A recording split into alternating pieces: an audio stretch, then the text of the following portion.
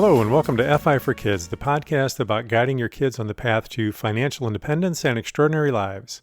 I'm your host, Dominic Delacqua. Our guest today is Jeremy Cork. Jeremy is an accountant and a tax manager, and he's also a budget fanatic. So today we're going to have a conversation about the importance of budgeting, tracking your money so that you can have more left over at the end of each month to save, then invest, and reach your FI goals faster. Welcome, Jeremy, and thanks for coming on the show. So we're going to talk about budgeting today and controlling your expenses. And I know you're a big fan of budgeting, a big fan of spreadsheets. So why don't we start with you telling us a little bit about your background and how you found your way into budgeting and why you're such a big fan of it. Yeah, so from a young age, I guess, probably like 8 or 9 or 10 or so, I had gotten the either urge to work and make money, something like that, because I used to go around the neighborhoods and do snow shoveling and car washing and lawn mowing and things like that. And I'd just go door to door, and sometimes I'd have people give me their mower to use, or I'd make them give me their soap bucket and soap, and I'd wash their car. Or other times I had my own soap bucket I'd bring around and wash their car that way. But I always kind of had that entrepreneurial spirit, right? Just kind of making money and I don't know, just that whole mindset. Hustling. Yeah. Then when I was about 10 years old, my grandma had gotten me my very own business cards for Christmas. That's awesome. And I had thought that was just the coolest thing, right? A 10-year-old that has your own, I mean, it was legit. There was a box, a business card box, had like 500 cards in it. Yeah. Said my name on it, and, snow shoveling wintertime and car washing and lawn mowing summertime, and had my phone. Anyway, that was just the coolest thing that I had, my most memorable gift to this date. So that kind of really fed my entrepreneurial mind and spirit, and really pushed me to work harder, I guess. So kind of going on from there, I'd always been pretty good about handling money. I didn't have any major job other than just my little side jobs that I would just kind of make my own money. I remember my mom would give me like $20 a week for school lunches, like on a Monday, and I'd have to make sure I had money on Friday so I could eat lunch on Friday. And if I didn't, well, I mean, I didn't eat lunch. So I kind of budgeted it out, during the week, and, made sure I had enough money for each day. I'd, sacrifice on one day if I wanted to get something next, on Friday, a special dessert or whatever. So Yeah. I kind of managed it that way. I never worked like as a teenager or during high school because I always had sports. I played sports basically year round. So there's really no time for jobs, but I had kept my grades up and did well that way. And, my parents didn't force me to get a job because I was doing well in school. So Mm-hmm. after high school, I went into my first year of college, and I got my first credit card. It was one of those, like a student visa card, I think my mom had gotten for me because I was going to school in Oregon and they were still in Alaska. So I got that card and had like that kind of helped me learn to budget. I had $300 a month, for things that I needed or wanted or whatever. Mm-hmm. So after my first year of college in Oregon, I went back up to Alaska and I got my first actual job. So once I got my first job, I went ahead and I opened up a few more credit cards just for whatever reason. I think one credit card I got, and I wanted to build a computer. So I was really into technology and computers. So this was back when Best Buy and Circuit City were real big. So I'd Yeah. go to Best Buy and I bought the tower and I bought all the individual components and things like that. And this credit card, I got up to like $1,200, something like that. So I did that with one card, and eventually I got a couple more, and they all had, not major balances on them, but it was kind of starting to get to the point where I was like, okay, I got to start managing this better and trying to make payments here and there and making sure I have money to pay things off. And but with going to college and having mediocre jobs, right, the balances, they kind of started to catch up with me. Yeah. I started playing the credit card balance rollover game, right? So it's where you would keep track of the interest rates, and when you got a deal from one credit card to roll over your other balance at a low interest rate for 12 months, you would take that and then wait till that deal ran out and go back to the other card. And it got to a Yep. point where I would compare the interest rates of new cards that I was going to apply for, and would make a matrix of the interest rate and the payment amounts that I made, and kind of calculate a break-even point of when would be the best time for me to make the rollover, right? Because back then they still do, they had fees, like if you were going to roll over a balance, like 2% plus $500, right? It's just like a fee. Yeah. So they had all these different fees, and I would kind of calculate the best point in which to do that. And it was exhausting, right? Looking back on it now, I'm like, why? I mean, why didn't I just, not spend the extra money? So, Yeah, right. Well, it's um, the thing is just to jump in real quick. I mean, I yeah, went through, similar things myself when I was younger, and it's so seductive and so easy to do and yeah, such unfortunately such a familiar tale for so many people. So anyway, yeah. go ahead.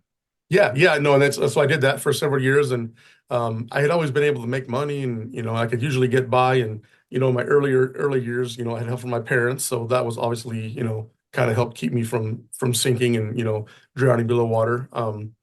So I had been using Quicken to manage my money from my very first job.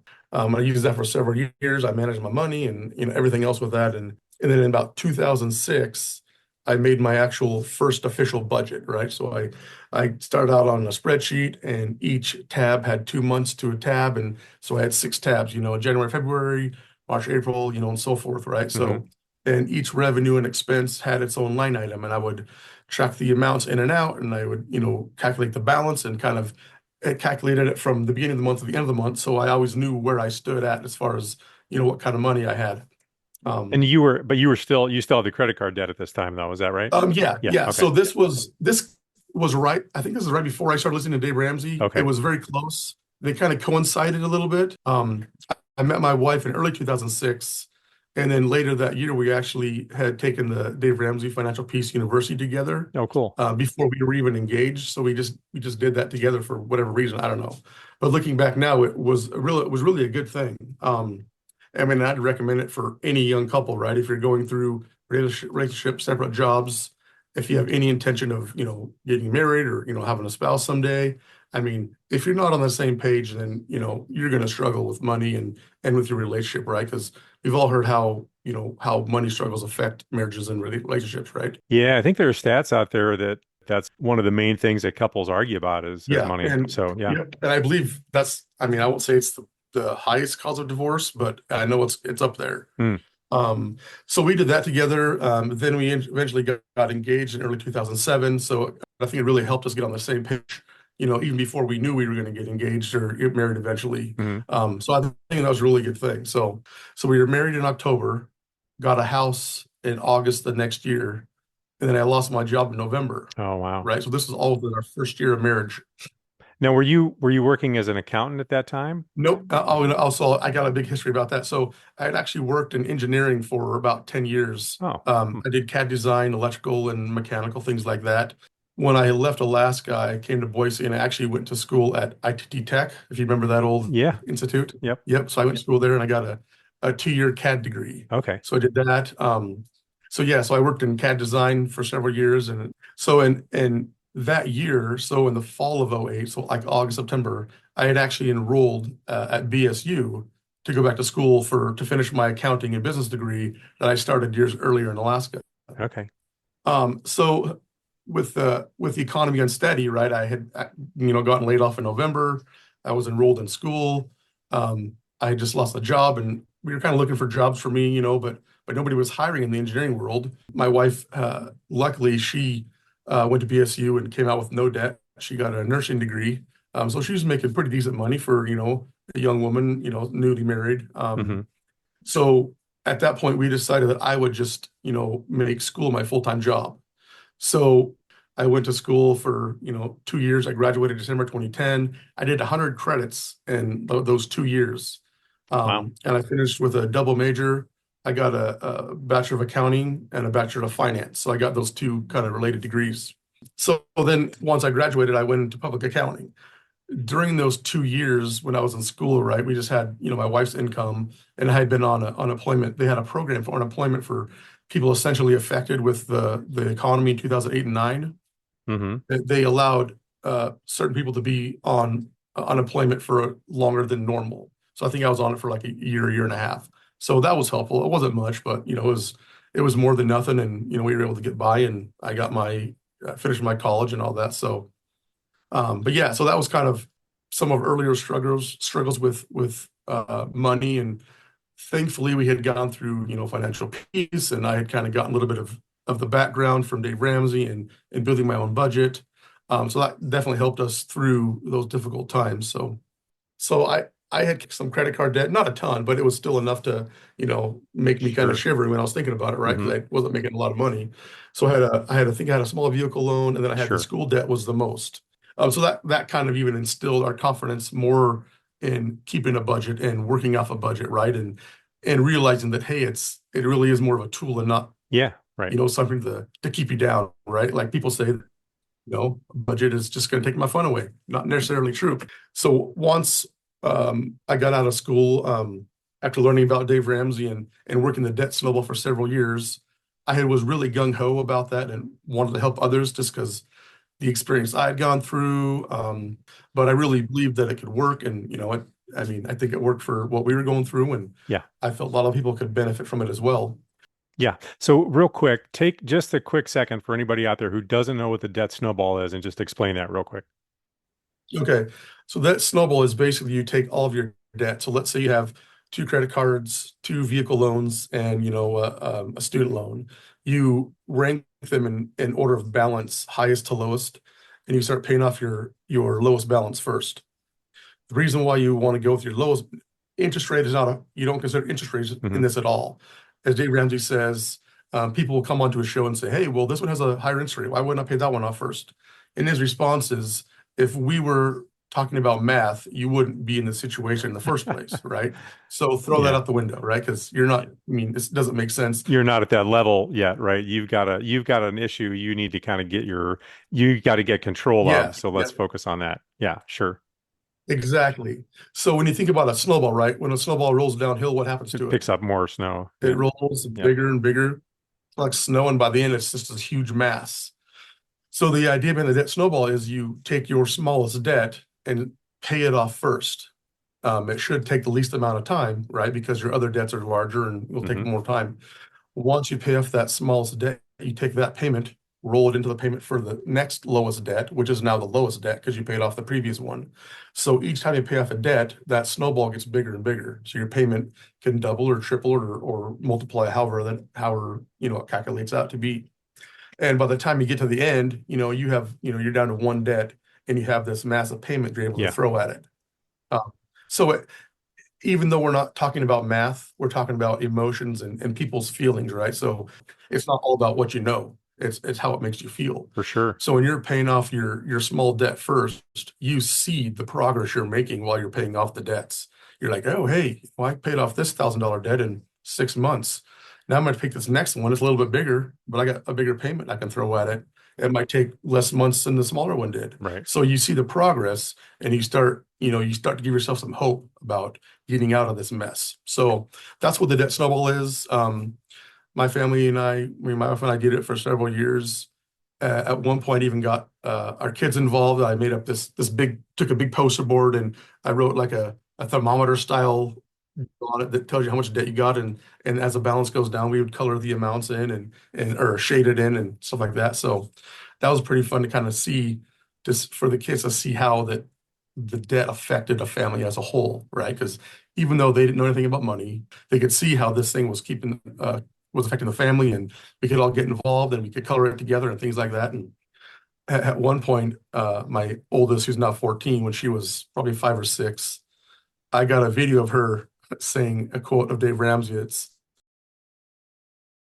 no debt, bad debt, the borrower is slave to the lender. So I got her on video kind of reciting that, and she was thought it was real fun. And anyway, Yeah. Well, hopefully that lesson sticks when she gets older. Yeah. yeah, Yeah.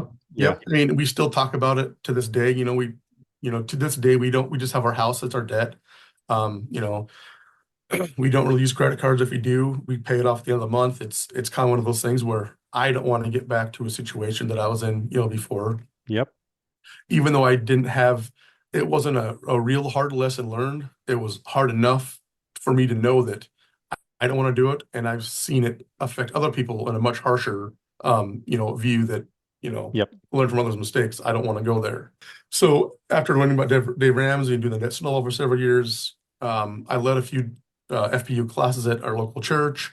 I did a few budgeting classes at the church and some schools, and I helped many family and friends, set up their own budget, and I kind of became the go-to for, advice and how a budget should look, and what do you think about this or that. And so that's when I started a little side business I'm currently operating now. It's called the Budget Addiction. Very fitting because back then people would always, say I'm addicted to my budget because I talked about it all Hmm. the time and I would update it every day, and it was kind of like, my little pocket friend or my shoulder friend or whatever. I would always talk about it. So, So the budgeting piece, right? Controlling those expenses in particular. And budgeting, of course, also includes your income, but when you're really focused on budgeted, most people I think are focused on I'm managing my expenses. My income is usually for a lot of people relatively fixed and stable. They may do a few sort of side hustles, but then it's really about, and especially if you've got debt, it's oftentimes people are just I gotta get control of my spending. And that's very much fits with the FI world, right? So you being kind of addicted to budgeting is not uncommon for people that are pursuing FI. And there's another side to that. I'm going to have a conversation mhm, about passive income and investing in stuff on a different episode because that's also a component of it. But yep, um, I'm curious to know when people were coming to you and asking for help with budgeting how they sure, received kind of that budgeting information? Because I know you mentioned before, sometimes people think, oh man, it's going to take away all my fun, which right. I would agree with you is not at all true. But let's talk about that because it's an important back to emotions, right? It's important for people that are trying to get ahead, but then are resistant somehow to help them kind of sort of get over that hurdle. So let's talk about that. Mhm.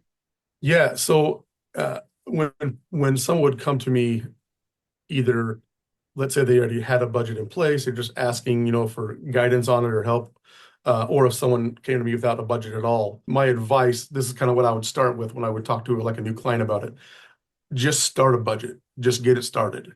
It'll probably be the best thing that you've done in your life up to that point, and it will make the rest of your life better than what it would have been or could have been if you hadn't started a budget. Okay, find some help, someone to talk to, read online blogs about budgeting, do something, Hmm. just get it started. You don't have to build a crazy spreadsheet, with multiple tabs, or you don't got to have, a fancy notebook or anything. You can write out on a napkin or a piece of scratch paper. And there are tons of budgeting apps now that you can just get on your phone and you can literally budget from your phone, Hmm. right? So when I started working with them, I'd say, okay, what's your income? Is it every 2 weeks? Is it monthly? Kind of let's get that on paper, Hmm. and then let's get your expenses right. So let's start with like your four walls, right? That's like food, shelter, clothing, transportation. Those are like the necessities that you can't not budget for because that you won't survive if you don't. So we got food, clothing, shelter, and transportation, right? Those are the four walls. Let's get those down. What is your housing and your utilities? Okay. Okay, now we have this month's left over. A lot of things that people wouldn't consider, I would have to pry and Mm. ask them, okay, what else you spend money on? Yeah. Even though they have money problems, they couldn't tell you specifically what their money problems were. Yeah, because they weren't tracking their money, right? And then it's so Even if, easy for yeah, it to just yep, go out of your hands and you don't even know where. yep. Yeah. I mean, and all it would take is looking at, your bank statement or something like that and just getting an idea. Hmm. Oh, Starbucks, pay the shoe, right? I mean, so the next thing after I say start a budget, I would say consider everything. Everything you spend money on: coffee, shoes, newspapers, eating out, pets, movies, things like that. Hmm. And another big important one that people don't remember till November is that Christmas happens every year in Yeah. December. We all have that thing in our lives that either we think it's making us happy, but it's draining our money and draining our hope, right? That could be, like I said, coffee every day, shoes every other week, eating out for lunch, five times a week, whatever it is. Yeah. That adds up fast, man. Oh my gosh, it sure does. Yeah, so but if you're budgeting for it and you plan for it and it's known, it won't put you in a bad situation. Right. Right. Right. If it's accounted for, I mean, 99% of the time, you will be better off than if you just ignored it. Okay. Sure. Well, because at least Um, that way, if you can see it, right? If you account for everything, it doesn't mean you have to give everything up. Doesn't mean you have to no. give up that Starbucks every day if that's really important to you. But you can look at that and the other various things, and maybe, you know what, I don't want to give up my coffees, but you know what, Yep. this other thing over here, well, what about this membership or this magazine subscription or whatever Memberships. it is? And it's Yeah. like, I don't Yeah. really use that. And how about if I give that up? But if you're not looking at it, I think is your point. You don't know where Yep. it's going. You can't Yep. even decide, oh, where this money is being wasted. Yeah. But membership subscriptions, I mean, that can definitely add up quick, especially when you got Hulu and Netflix and Paramount Plus and ESPN and all those things, right? I mean, you might watch one or two shows on there a month on each one of those, and you're paying $75 for them. Do you need them all? I mean, Right. so back to the second point is consider everything, anything and everything, right? Making them put a dollar amount to it as they write down the item is less effective than just writing down everything first. So write down all the categories first, and then go back later and try to put a number to it. Okay. Because that kind of separates the emotion from the actual dollar amount. Okay. So the next two kind of go together. Give it time. When you start a budget, it's not going to work the first month you have it together. Right. People say I've heard that it takes 3 months at least for a budget to start working before you feel like it's really making a difference. Hmm. And so give it time. That kind of goes into this next one, that a budget is dynamic. It's not static. Right. It's going to change from month to month. The more you plan and prepare, you'll begin to see these things proactively that come up, like 2 months ahead of time. For example, a couple years ago, where my wife's she's been a nurse for 18 years or whatever, and about 10 years ago they started having this certification they needed to do like every other year, every 2 years, and it would Hmm. come up in August. Oh, And right. it's not something I had written on my budget initially, but after going through it 2 years, I started including it in our August budget because I knew it was coming, right? Right. Right. Things like that. So that's what I'm saying. You can start seeing the future months proactively. Yeah. Well, and people's lives change, right? Oh, You mentioned yep, overtime or people change jobs yep. or you decide Family. to move. Yeah, Hmm. all those things. And Yep, right, you have kids. And also, right, I mean, for our purposes, right, if this is FI for kids, so obviously kids when they're still at home and they're younger, they don't have a lot of expenses. Or, I mean, they have some money they spend and maybe they get allowance or they do kind of some jobs in the neighborhood like you do. yep. It's pretty simple. But as they start to get into the later years of high school and they get jobs and they want to get a car, then it starts to get, and then when they're out on their own, Yeah. it changes again. And then that continues to change because right in your late teens, early 20s, there's a lot of change happening in your life in all sorts of ways. And every one of those major changes is going to have an impact on your budget. So I think Absolutely. that idea that a budget is dynamic is a really important point. So I'm glad you brought that up. I think that's great. It could be dynamic, like on a short-term basis, like from month to month, right? Yeah. So proactivity is, I think, it can be a huge prevention of a budget buster, right? Yeah. Or something detrimental in your finances. Yeah. So be proactive about your money and your budget, and just understand that there's going to be changes, right? So that you're not surprised. Yeah, and in the FI world, you got to have control of what money you have coming in and know what you're spending and where it's going. You then tie that into your values, right? So you've got to also identify what it is that really brings you joy and makes you happy. So that helps you determine, you know what, I am going to continue spending money on these things. Uh-huh. We really value eating out or whatever it is, right? And so we're gonna allocate money for that, but we're gonna cut back money somewhere else. Yep.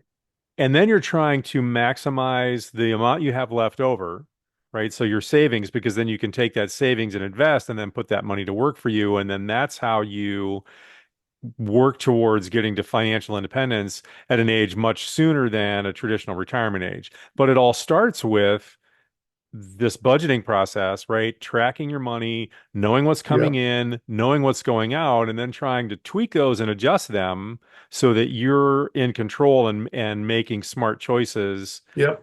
using that money as a tool to make a better life for yourself.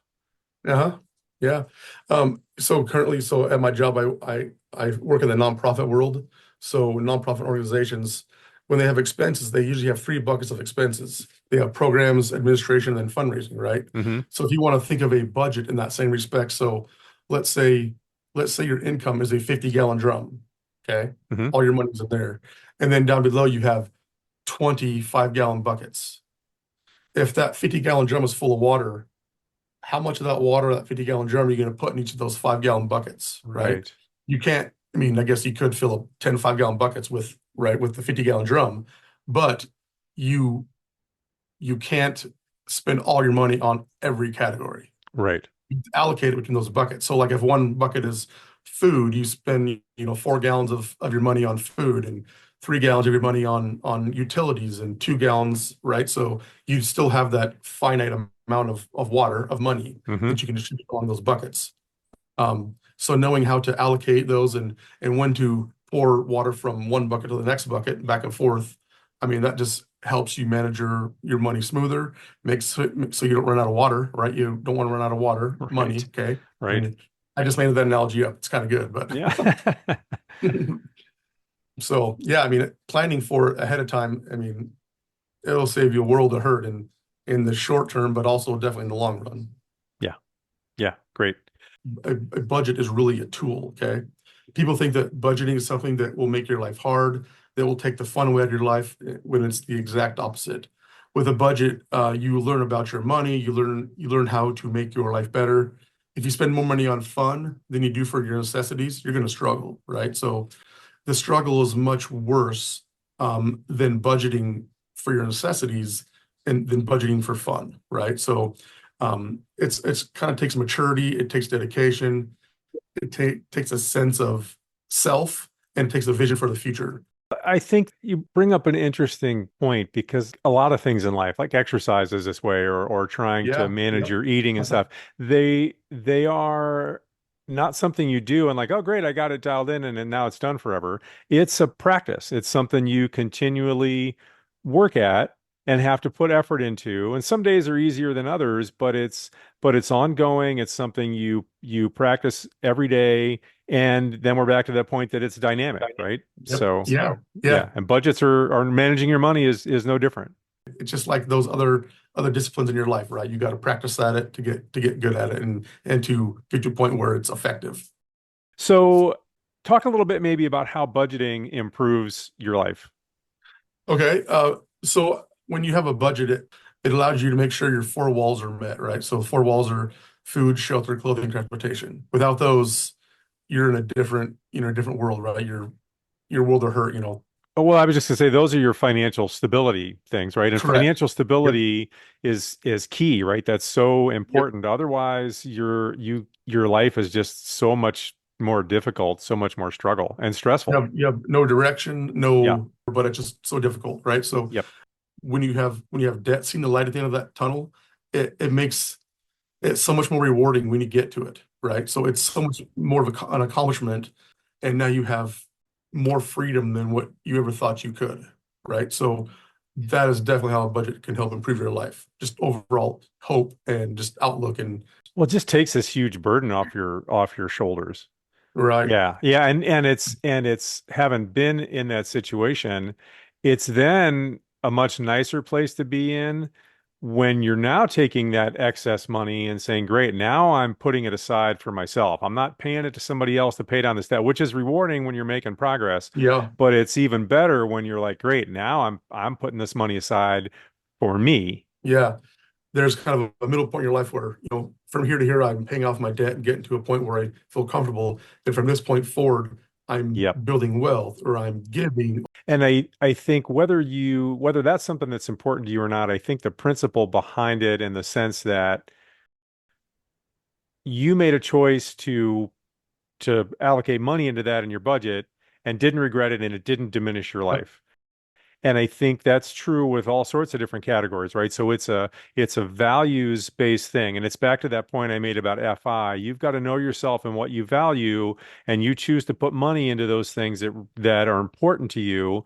And then you find other things that aren't as important or that don't give you as much benefit or value, and you eliminate or reduce those, right? Which kind of goes back to Yeah. just knowing yourself, but also knowing you've got to know where your money's going before you can make good decisions about it. So then that's the huge value of consistent budgeting. Thank you so much, Jeremy, for coming on and spending so much time talking about the details and importance of doing budgeting. Where, if any listeners want to reach out, where can they get a hold of you? Yeah, so I do have a Facebook page. I started it a long time ago. I haven't kept it up in a few years. A Budget Addiction. Also, I have an email. It's bookkeepingpro007@gmail.com. You can reach me there, Facebook or email. Okay, great. And I will put those in the show notes so people can look those up. Awesome. And again, thank you so much, Jeremy, for coming on. Yeah, it was fun. Glad I could do it. I enjoyed it. Thank you, everyone, for listening to this episode of the FI for Kids podcast. Please subscribe and follow the show. That helps get the word out to other parents and kids that are interested in pursuing their journey towards financial independence. And it also helps us continue to attract interesting guests. You can find contact info for our guests as well as links for books and other resources in the show notes and at our website, fiforkids.com. Our intro music is provided courtesy of Douglas Cameron. You can find Doug's music at douglascameron.net, Spotify, Pandora, and Amazon Music. Our exit music is provided courtesy of the Zoo Human Project. You can find their music on Spotify and Pandora. You can also find them on Facebook.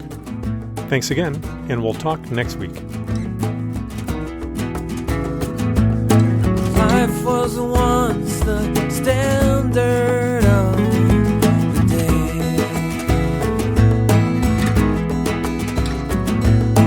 Now most rot in the material plane.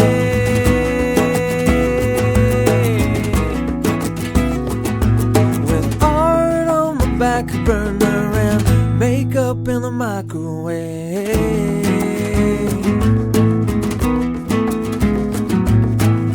How can a world full of flavor be so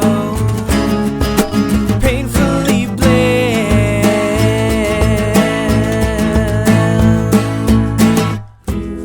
What should we do?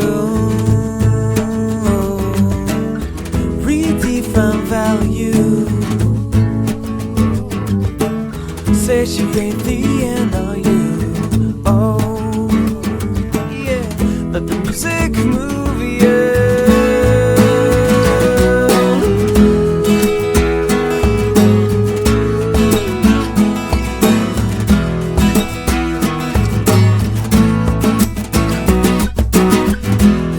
It's better late.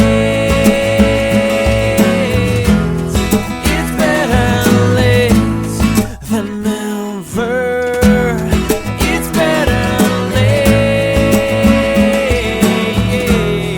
It's better late to purify this polluted stream.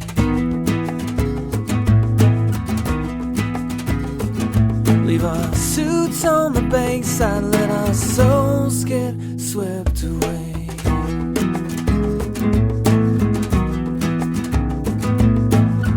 We'll empty out into the ocean and rise up under the rays of the sun.